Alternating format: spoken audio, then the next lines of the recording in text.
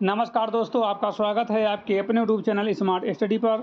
दोस्तों, आज की इस क्लास में हम लोग देखने वाले हैं यूपी टेट के हिंदी के महत्वपूर्ण प्रश्न जो आपके एग्ज़ाम में देखने को मिल सकते हैं। आपका एग्ज़ाम जो है 2, 3 और 4 जुलाई को है।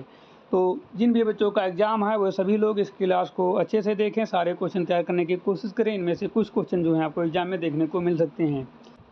तो बिना टाइम वेस्ट किए आज की क्लास को हम स्टार्ट करते हैं। पहला क्वेश्चन आ रहा है स्क्रीन पर।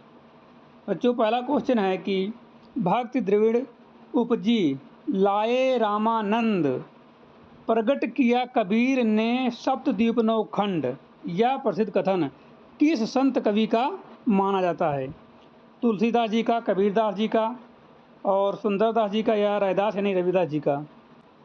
यह सुप्रसिद्ध पंक्ति कबीरदास जी की मानी जाती है। किनकी मानी जाती है? कबीरदास जी की।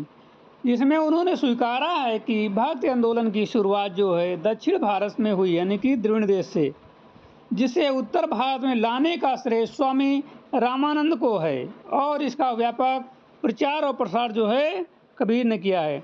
तो ऑप्शन नंबर बी बिल्कुल सही जवाब है, कबीरदास। ठीक है, क्वेश्चन नंबर चलेंगे बच्चों 2 पर। क्वेश्चन नंबर 2 है, आदिकालीन साहित्य में प्रयुक्त डिंगल शैली का निर्माण किन 2 भाषाओं के मिश्रण से हुआ है? ऑप्शन है आपके अपभ्रंश और ब्रजभाषा। ऑप्शन बी हैं अपभ्रंश और राजस्थानी। ऑप्शन सी हैं अपभ्रंश खड़ी बोली। ऑप्शन डी हैं प्राकृत प्लस अवहट्ट। तो बच्चों, इसका जो सही जवाब होता है अपभ्रंश प्लस राजस्थानी। ठीक है, आदिकाल में वीर गाथात्मक रचनाओं के लिए डिंगल शैली का प्रयोग होता था, जो अपभ्रंश और राजस्थानी के मेल से बनती थी। यह सुनने में कठोर होती थी, जबकि अपभ्रंश और ब्रज भाषा के मेल से पिंगल शैली बनती थी, जो कोमल, कांत और पदावली से युक्त होती थी। ऑप्शन नंबर बी बिल्कुल सही जवाब है। कितने बच्चों को इसका जवाब पहले से पता था? कमेंट करके आप लोग ज़रूर बताओ। चलते हैं क्वेश्चन नंबर 3 पर। क्वेश्चन नंबर 3 है बच्चों कि निम्नलिखित में से कौन सा नाटक भारतेंदु हरिश्चंद्र का अनुदित अनुवाद किया हुआ नाटक है, ना कि मौलिक? ऑप्शन है भारत दुर्दशा। ऑप्शन बी हैं अंधेर नगरी। ऑप्शन सी हैं विद्या सुंदर। ऑप्शन डी हैं वैदिकी हिंसा हिंसा न भवति। तो बच्चों, 3 का सही जवाब हो जाता है विद्या सुंदर। विद्या सुंदर जो है 1868 ईस्वी में जो है भारतेंदु हरिश्चंद्र का पहला अनुदित नाटक है, जो मूल रूप से संस्कृत के चौर पंचाशिक के बंगला संस्करण का ही हिंदी अनुवाद है। Option number A, B, D Bharat Durdasha और अंधेर नगरी और वैदिक हिंसा हिंसा न भवत इनके मौलिक मूल नाटक हैं। तो ऑप्शन नंबर जो है सी बिल्कुल सही जवाब है, विद्या सुंदर। कितने बच्चों को क्वेश्चन नंबर 3 का जवाब पहले से पता था? आप लोग कमेंट करके इसका जवाब बता सकते हो। क्वेश्चन नंबर 4 जो हम क्वेश्चन बता रहे हैं, इसका जवाब आप लोगों को कमेंट में देना है। ऑप्शन क्वेश्चन नंबर 4 है, कवि वचन सुधा पत्रिका का प्रकाशन वर्ष क्या है और इसके संपादक कौन थे? आप लोग कमेंट करके इसका जवाब बताइए। हम आपके ऑप्शन बता रहे हैं 1868 ईस्वी में भारतेंदु हरिश्चंद्र, 1873 में जो है बाल कृष्ण भट्ट, 1883 में प्रताप नारायण मिश्र और 1900 में जो है महावीर प्रसाद द्विवेदी। तो 1868 में भारतेंदु हरिश्चंद्र ने जो है इसका प्रकाशन किया था, एम तो संपादक थे, और प्रकाशन वर्ष जो था वो 1868 था। ठीक है, तो ऑप्शन नंबर ए बिल्कुल सही जवाब है। कवि वचन सुधा एक अत्यंत महत्वपूर्ण साहित्यिक पत्रिका थी, ठीक है, जिसका संपादन भारतेंदु हरिश्चंद्र ने किया था। कब किया था? 1868 ईस्वी में किया था। कहाँ किया था? काशी वाराणसी से। ठीक है, और बालकृष्ण भट्ट जो है इन्होंने हिंदी प्रदीपी यानी कि 1877 का संपादन किया है बालकृष्ण भट्ट ने। ठीक है, इसका हिंदी प्रदीप का। और प्रताप नारायण मिश्र ने इन्होंने जो है ब्राह्मण 1883 में पत्रिका निकाली थी। कौन सी पत्रिका? ब्राह्मण। तो ऑप्शन नंबर बच्चों जो सही होना चाहिए ए बिल्कुल सही जवाब। ठीक है, कितने बच्चों को इसका जवाब पहले से पता था कमेंट करके आप लोग बता सकते हैं। चलते हैं क्वेश्चन नंबर 5 पर। क्वेश्चन नंबर 5 है, देवनागरी लिपि का विकास मूलतः किस प्राचीन लिपि से हुआ है? देवनागरी लिपि का विकास मूलतः किस प्राचीन लिपि से हुआ है? ऑप्शन ए हैं खरोष्टी लिपि, और ऑप्शन बी हैं ब्राह्मी लिपि, ऑप्शन सी हैं रोमन लिपि, और ऑप्शन डी हैं फारसी लिपि। तो 5 का जो सही जवाब होना चाहिए ब्राह्मी लिपि। भारत की अधिकांश लिपियाँ जैसे देवनागरी, बांग्ला, गुरुमुखी आदि का विकास जो है प्राचीन ब्राह्मी लिपि से हुआ है। देवनागरी लिपि, ब्राह्मी की गुप्त लिपि और कुटिल लिपि के माध्यम से विकसित होकर वर्तमान रूप में आई हैं। तो ऑप्शन नंबर बच्चों बी जो दिख रहा है ब्राह्मी लिपि बिल्कुल सही जवाब है। चलेंगे क्वेश्चन नंबर 6 पर। हिंदी वर्णमाला में व और फा ध्वनियों का उच्चारण स्थान क्या माना जाता है? ऑप्शन हैं कठोष्ठ, ऑप्शन बी हैं दंतोष्ठ, ऑप्शन सी हैं नासिक, और ऑप्शन डी हैं मूर्धन्य। तो इसको जो माना दंतोष्ठ माना जाता है। व और फा जो है नुक्ता युक्त ध्वनियाँ और उच्चारण करते समय ऊपर के दांत और नीचे का ओंठ आपस में स्पर्श करते हैं, इसलिए इन्हें दंतोष्ठ यानी कि दांत प्लस ओंठ कहा जाता है। ठीक है, सूत्र अनुसार क्या होता है? वाकारस्य दंतोष्ठयम। ठीक है, इसका सूत्र है। अगले क्वेश्चन पर बच्चों चलेंगे 7 नंबर पर। पवन शब्द का सही संधि विच्छेद क्या होगा? पवन शब्द का सही संधि विच्छेद क्या होगा और इसमें कौन सी संधि है? पौ प्लस अन आयाद संधि, पो प्लस अन आयाद संधि, पौ प्लस अन दीर्घ संधि, पो प्लस अण व्यंजन संधि। तो बच्चों आयाद स्वर संधि के नियम के अनुसार यदि ओ के बाद कोई असमान स्वर जैसे छोटा आ आए तो ओ का परिवर्तन औ में होता है। ठीक है, तो इसका जो सही जवाब हो जाएगा बी बिल्कुल सही जवाब हो जाएगा। पो का अन आयाद संधि हो जाएगा, पो प्लस अन आयाद। ठीक है, क्वेश्चन नंबर 8। तिरंगा शब्द में कौन सा समास मुख्य रूप से प्रयुक्त हुआ है? द्विग समास, द्वंद्व समास, अविभाव समास या कर्मधारय समास। तिरंगा शब्द में कौन सा समास मुख्य रूप से प्रयुक्त हुआ है? तो 8 का जो सही जवाब हो जाता है द्विग समास। तिरंगा का विग्रह होता है 3 रंगों का समूह या समाहार। जिस समास का प्रथम पद संख्यावाचक विशेषण हो और वह पूरे समूह का बोध कराए वहाँ द्विग समास होता है। विशेष संदर्भ में भारत के राष्ट्रध्वज के लिए यह बहुब्रीहि भी हो सकता है, परंतु विकल्पों के आधार पर यह द्विग सर्वोपरि माना जाएगा। Question number 9। वह कुल्हाड़ी से वृक्ष काटता है। इस वाक्य में कुल्हाड़ी से पद में कौन सा कारक है? अपादान कारक, संप्रदान कारक, करण कारक या कर्म कारक। तो वाक्य में कर्ता जिस साधन या माध्यम से क्रिया काम करता है उसे करण कारक कहते हैं। इसका विभक्त चिन्ह से या के द्वारा है। किसके द्वारा? या के द्वारा है। यहाँ वृक्ष काटने का साधन कुल्हाड़ी है। ऑप्शन नंबर सी करण कारक हो जाता है। चलेंगे क्वेश्चन नंबर 10 पर। जटिल शब्द का सही और सटीक विलोम शब्द निम्नलिखित में से कौन सा होगा? जटिल शब्द का सही और सटीक विलोम शब्द निम्नलिखित में से कौन सा होगा? सरल, कुटिल, सहज या कठिन। तो 10 का सही जवाब हो जाता है सरल। जटिल का अर्थ होता है पेचीदा या उलझा हुआ, जिसका सटीक विलोम होता है सरल। कुटिल का मतलब होता है जटिल का एक प्रकार, इसे समानार्थी जैसा भाव देता है। सहज इसका विलोम जो होता है असहज होता है। Question number 11। निम्नलिखित में से कौन सा शब्द जो है तत्सम है? अचरज, आंखें, आश्चर्य, अंगूठा। तो आश्चर्य हो जाएगा सी। आश्चर्य संस्कृत का मूल शब्द है, अतः यह तत्सम है। ठीक है, और अचरज या आश्चर्य का तद्भव रूप है। आँख तद्भव है, तत्सम अच्छी है। अंगूठा तद्भव है, तत्सम अंगुष्ठा है। अंगुष्ठ है, ठीक, अंगुष्ठ। तो बच्चों सी बिल्कुल सही जवाब है, आचार्य, आश्चर्य, ठीक है। 12 नंबर, जिसकी लाठी उसकी भैंस। जिसकी लाठी उसकी भैंस वाक्य में प्रयुक्त जिसकी उसकी शब्द व्याकरणीकरण दृष्टि क्या है? निश्चयवाचक सर्वनाम है, निजवाचक सर्वनाम है, संबंधवाचक सर्वनाम है, पुरुषवाचक सर्वनाम है। तो 12 का सही जवाब है संबंधवाचक, ठीक है।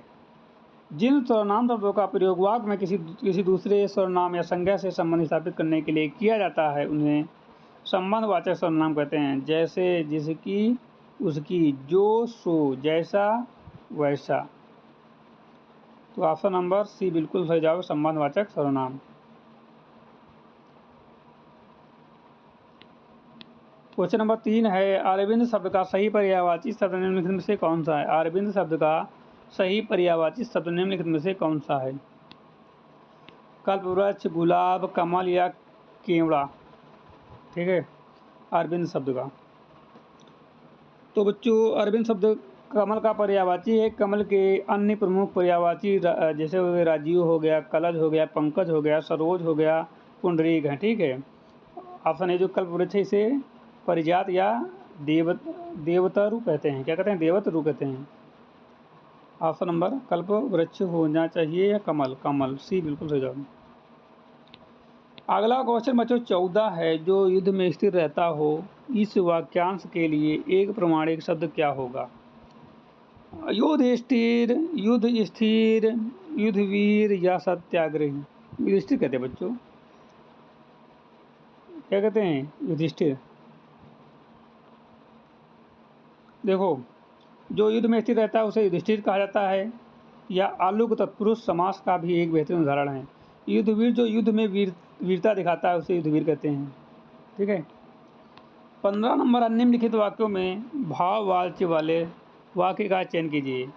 मुझसे अब चला नहीं जाता, राम पुस्तक पढ़ता है, आम खाया जाता है, शिकारी शिकार करता है। तो बच्चों जो 15 का सही जवाब हो जाएगा, मुझसे अब चला नहीं जाता, मुझसे अब चला नहीं जाता, ठीक है।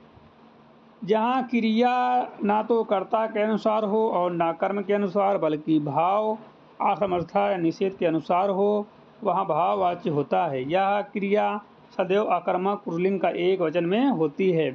तो ऑप्शन नंबर ए बिल्कुल सही जवाब है। क्वेश्चन नंबर 16 पे चलेंगे। प्राचार शब्द में किस मूल उपसर्ग का प्रयोग हुआ है? प्रा, प्रा या परा या परि? तो 16 का बच्चों जो सही जवाब हो जाएगा ये प्रा बिल्कुल सही जवाब है। प्राचार शब्द प्रा प्लस आचार्य के मेल से बना होता है। दीर्घ स्वर संधि के नियमानुसार जो है छोटा और बड़ा मिलकर क्या बन जाता है? बड़ा हो जाता है, अतः यह वास्तविक उपसर्ग प्रा है, ठीक है। अगला क्वेश्चन है, निम्नलिखित में से किस शब्द की वर्तनी पूर्णता शुद्ध है? निरपराध, निरपराध, निरपराध या निरापराध? तो निरपराध जो होता है बिल्कुल सही होता है, ठीक है, निरपराध। ऑप्शन नंबर ए बिल्कुल सही जवाब है। अपराधी नहीं होता है, निरपराध नहीं होता है, ठीक है। और ये निरापराध ये भी नहीं होता है, निरपराध होता है। अब चलेंगे क्वेश्चन नंबर 18 पर। अंगूठा दिखाने मुहावरे का सही अर्थ, व्यवहारिक अर्थ क्या है? अंगूठा दिखाने मुहावरे का सही और व्यवहारिक अर्थ क्या है? मदद करने से साफ मना करना, एन वक्त को धोखा देना, अंगूठे पर चोट लगना, आदर पकड़ना, चढ़ाना। तो मदद करने से साफ इनकार करना, एन वक्त को धोखा देना बिल्कुल सही जवाब होता है, ठीक है। अब चलेंगे क्वेश्चन नंबर 19 पर। क्वेश्चन नंबर 19 है, बाजार से थोड़ा दूध ले आना, इस वाक्य में थोड़ा शब्द किस प्रकार का विशेषण है? तो भैया यह निश्चय परिणाम बोधक है। दूध एवं द्रववाचक संज्ञा है जिसे नापा तोला जाता है, इसलिए इसके साथ जो है परिणाम बोधक विशेषण आएगा। क्योंकि थोड़ा शब्द से दूध की किसी निश्चित मात्रा जैसे 1 लीटर का बोध नहीं होता है, इसलिए यह अनिश्चय परिणाम बोधक विशेषण है, ठीक है। 20 नंबर है, खिड़की शब्द निम्नलिखित में से किस शब्द के अंतर्गत आता है? तत्सम, तद्भव, देशज या विदेशज। तो 20 का सही जवाब हो जाएगा देशज। ठीक है। वे शब्द जिनकी उत्पत्ति का कोई निश्चित संस्कृत स्रोत नहीं मिलता और जो स्थानीय बोलचाल या क्षेत्रीय प्रभाव के कारण हिंदी में आ गए हैं, उन्हें देशज शब्द कहते हैं। जैसे खिड़की, लोटा, पगड़ी, डिबिया। ऑप्शन नंबर सी बिल्कुल सही जवाब है।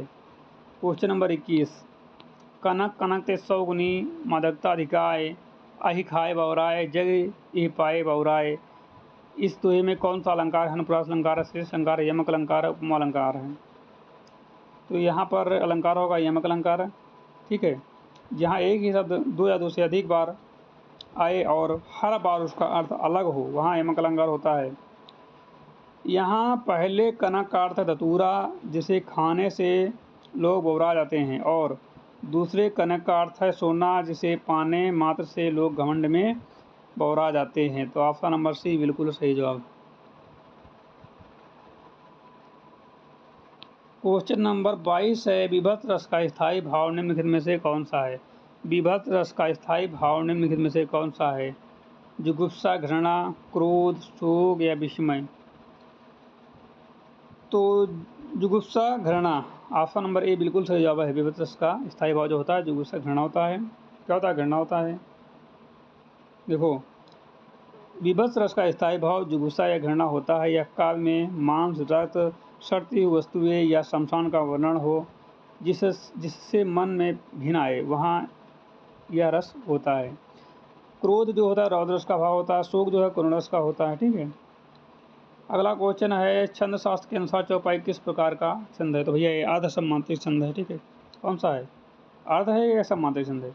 तो भैया दोहा जो होता है वो अर्ध सम्मात्रिक होता है, चौपाई जो होता है सम्मात्रिक छंद है। ठीक है। सम्मात्रिक छंद ऑप्शन नंबर बी बिल्कुल सही जवाब है। ठीक है। चौपाई एक सम्मात्रिक छंद है क्योंकि इसके चारों चरणों में मात्राओं की संख्या बिल्कुल समान होती है। प्रत्येक चरण में 16-16 मात्राएं होती हैं और अंत में 2 गुरु होते हैं। ठीक है। और गुरु होना जो है शुभ माना जाता है। अगला क्वेश्चन है, आचार्य भामह का संबंध काव्य शास्त्र के किस संप्रदाय से माना जाता है? रस संप्रदाय, अलंकार संप्रदाय, रीति संप्रदाय या ध्वनि संप्रदाय। तो बच्चों 24 का सही जवाब हो जाता है अलंकार संप्रदाय। 6वीं शताब्दी के प्रसिद्ध आचार्य भामह को काव्यशास्त्र में अलंकार संप्रदाय का प्रवर्तक माना जाता है। इनकी प्रसिद्ध ग्रंथ काव्यालंकार है। ठीक है। और रस संप्रदाय जो इसके प्रवर्तक भरत मुनि हैं। ठीक है। रस संप्रदाय के प्रवर्तक कौन है? भरत मुनि है। ऑप्शन नंबर जो है बी बिल्कुल सही जवाब। 25 नंबर, निम्नलिखित कथनों पर विचार कीजिए। हा और सा महाप्राण ध्वनियाँ हैं। ठीक है। वर्णमाला के जो है चा वर्ग, छा, छा और जा और झा का स्पर्श संघर्षी व्यंजन भी कहा जाता है। उपरोक्त में से सत्य कथन का चयन कीजिए। एक या दो, एक दो दोनों या दोनों सत्य। भैया दोनों कथन पूर्णतः सत्य हैं। प्रत्येक वर्ग का दूसरा चौथा वर्ण और सभी ऊष्म वर्ण, जैसे शेर वाला सा, सपेरा वाला सा, सांप वाला सा और हा महाप्राण होते हैं। अतः पहला कथन सही है। चा वर्ग के वर्णों को बोलते समय जीभ तालु को स्पर्श भी करती है और हवा रगड़ खाकर निकलती है, इसलिए इन्हें स्पर्श संघर्षी कहते हैं। तो दोनों सही हैं। क्वेश्चन नंबर बच्चों 26 है, सुरीति सम भिन्नार्थक सदयुग्म अली और आली क्रमशः सही अर्थ क्या होगा? भैया अली मतलब होता है सखी और आली मतलब भौरा होता है। ठीक है। क्या होगा? भौरा और सखी। यहाँ पर बच्चों छोटी ई की मात्रा हो वहाँ पर भौरा हो जाएगा, जहाँ पर बड़ी की मात्रा हो वहाँ पर जो है क्या होता है? वहाँ पर सखी हो जाता है। क्या हो जाता है? सखी हो जाता है। तो यहाँ पर अली मतलब भौरा। भौरा कहाँ है? ये भौरा हो गया, ये सखी हो गया। ऑप्शन नंबर बी बिल्कुल सही जवाब होगा। छोटी की मात्रा वाले अली का अर्थ होता है भौरा, भ्रमर होता है, जबकि बड़ी मात्रा वाले को अली या सखी या सहेली होती है। ठीक है। बी बिल्कुल सही जवाब। क्वेश्चन नंबर 27 है, काव्य में प्रसाद गुण का क्या अर्थ होता है? काव्य में जो है प्रसाद गुण का क्या अर्थ होता है? जिसे पढ़ते ही अर्थ तुरंत समझ में आ जाए, सरलता और स्पष्टता के साथ, जिसमें कठिन और संयुक्त वर्णों की अधिकता हो, जो मन में केवल वीर रस का संचार करे, जिसमें केवल श्रृंगारिक बातें हों। ये 4 ऑप्शन है, आप लोग कमेंट करके इसका जवाब दे सकते हो। तो इसका बच्चों सही जवाब जो होगा, जिसे पढ़ते ही अर्थ तुरंत समझ में आ जाए, सरलता स्पष्ट हो, उसे जो क्या बोलते हैं, काव्य प्रसाद गुण। ठीक है, काव्य का प्रसाद गुण वह गुण है जो चित्त में तुरंत व्याप्त हो जाता है। जैसे सूखे ईंधन से आग तुरंत फैलती है, वैसे ही प्रसाद गुण वाली कविता को फैलते ही उसका अर्थ बिना किसी प्रयास के तुरंत समझ में आ जाता है। ठीक है, तो बिल्कुल सही जवाब है ऑप्शन नंबर ए। क्वेश्चन बच्चों इंपॉर्टेंट है, आप लोग तैयार कर लेना। ठीक है, यदि आपको 1, 2 या 3 क्वेश्चन एग्जाम में देखने को मिलते हैं तभी आपको मदद ही होगी। ठीक है, तो कोई बड़ी क्लास नहीं है, ज़्यादा क्वेश्चन भी नहीं। ठीक है, 27 क्वेश्चन तो आ चुके हैं, 2-3 क्वेश्चन और कराएंगे, बस विराम दे देंगे इस क्लास को। फिलहाल आप लोग सारे क्वेश्चन तैयार करते रहना, रिवीजन मान लीजिए इसको। भैया ये आप पढ़ते थे काव्यांश है, इसके क्वेश्चन तो आप लोग आराम से दे दोगे। ठीक है, करा निम्नलिखित पंक्तियों को ध्यानपूर्वक पढ़िए और दिए गए प्रश्नों के उत्तर चुनिए। पंक्ति बच्चों क्या है, संकट से वीर घबराते नहीं, राह में आपदा देख छिप जाते नहीं, जो कठिन काम होवा कर दिखाते वही होती है जग में प्रशंसा उनकी हर कहीं, श्रम से अपने वे भाग्य को बदल देते हैं, मुसीबत को भी वे हंसकर झेल लेते हैं। ठीक है बच्चों, अब इसके क्वेश्चन देखो। इस काव्यांश के अनुसार वीर पुरुष संकट आने पर क्या करते हैं, डरकर राह बदल लेते हैं? नहीं, बिल्कुल नहीं। घबराते नहीं, आपदाओं को डटकर सामना करते हैं?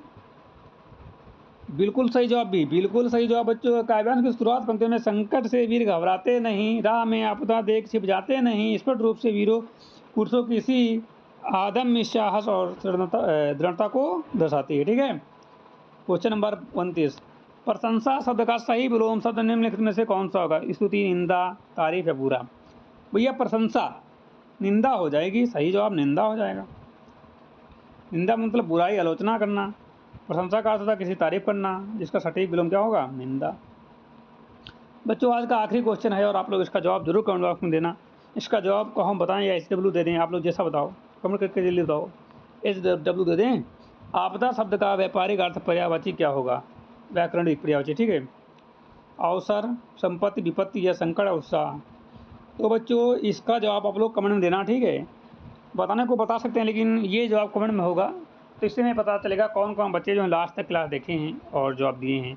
ठीक है, तो आप लोग जो है इस क्लास को अंत तक पूरा देखना। ठीक है, पूरा आखिरी तक देखना। कमेंट बॉक्स में इस क्वेश्चन का जवाब आप लोग निश्चित रूप से देना। ठीक है, कमेंट बॉक्स में आप लोग इस क्वेश्चन का जवाब जरूर देना। क्वेश्चन एक बार फिर से रिपीट कर दे रहे हैं कि इस क्वेश्चन का आप लोगों को जवाब कमेंट में देना है। क्वेश्चन नंबर 30 का जवाब देना है। क्वेश्चन है आपदा शब्द का जो है व्याकरणिक यानी कि ग्रामर की दृष्टि से, इंग्लिश में ग्रामर बोलते हैं व्याकरण को। ठीक है, तो अर्थ है जो है पर्यायवाची क्या होगा, या अर्थ क्या होगा, या पर्यायवाची मतलब समानार्थी, जो भी आप समझो इसका आपको जवाब देना है। क्या अवसर होता है, संपत्ति होता है, विपत्ति होता है, ऐसा होता है? तो इसका जवाब आप लोगों को कमेंट बॉक्स में देना है। ठीक है बच्चों, तो आज की क्लास में हमने आपको पूरे 30 क्वेश्चन कराए। कितने क्वेश्चन कराए बच्चों? 30 क्वेश्चन कराए हैं। यदि आपको 30 क्वेश्चन में एग्जाम में मान लो 2-3 क्वेश्चन भी देखने को मिल जाए तो अच्छी बात है। ठीक है, बहुत अच्छी बात है, 2-3 क्वेश्चन मिल जाएँ किसी भी एग्जाम के लिए। 1-2 क्वेश्चन बहुत महत्वपूर्ण भूमिका निभाते हैं ना बच्चों। तो प्रयास यही किया जाता है कि आप लोगों की मदद की जा सके। हालांकि एग्जाम का पेपर तो कोई नहीं दे आता है, किसी को नहीं पता होता कौन सा क्वेश्चन आएगा, बट टॉपिक पता होता है, सिलेबस पता होता है। तो बच्चों इंपॉर्टेंट टॉपिक और PYQ के देखते हुए क्वेश्चन यहाँ पर प्रिपेयर किए जाते हैं, उसके बाद आपको दिए जाते हैं, आपकी मदद हो जाएगी। बहुत ही अच्छी बात है। क्वेश्चन एक भी क्वेश्चन यदि एग्जाम में आता है इस क्लास से तो आप लोगों की मदद हो जाएगी। ठीक है, और हमें भी खुशी होगी कि हमने जो पढ़ाया उसमें से कुछ तो एग्ज़ाम में आया। ठीक है, ऐसे बोलने को बोल दूँ 10 क्वेश्चन आएंगे तो ऐसा हम नहीं बोल सकते, क्योंकि 10 क्वेश्चन ना आए तो 1-2 क्वेश्चन आने की संभावना रहेगी, प्रबल संभावना रहेगी, आ जाएगा, अच्छी बात है। ना आए तो ये भी नहीं कह सकते कि आ सकते हैं, लेकिन 2-3 क्वेश्चन आने की संभावना बच्चों रहेगी। यदि आप लोग क्लास देखते हो तो क्वेश्चन 1-2 आते हैं इस क्लास से तो आप लोग कर लोगे तो अच्छी बात रहेगी। ठीक है, तैयार करना आपकी जिम्मेदारी है, आपका कर्तव्य है, क्योंकि एग्ज़ाम आपको देना है। तो आप लोग सारे क्वेश्चन तैयार कर लेना। यदि 2-3 क्वेश्चन एग्जाम में आते हैं तो बहुत अच्छी बात है। हम तो सोचते हैं 5 क्वेश्चन आ जाए तब भी बहुत अच्छी बात है, लेकिन कितने क्वेश्चन आते हैं ये नहीं पता है। ठीक है, इस क्लास से कितने क्वेश्चन एग्जाम में देखने को मिलेंगे या हमें नहीं पता है, आपको भी नहीं पता होगा। बस आप लोग एग्जाम से पहले सारे क्वेश्चन तैयार करते रहो। जितने भी क्वेश्चन आ जाएंगे आप लोग एग्जाम में कर लोगे, ये सारे क्वेश्चन तैयार करके जाओगे। ठीक है, तो मिलते हैं एक नई क्लास के साथ, तब तक के लिए जय हिंद।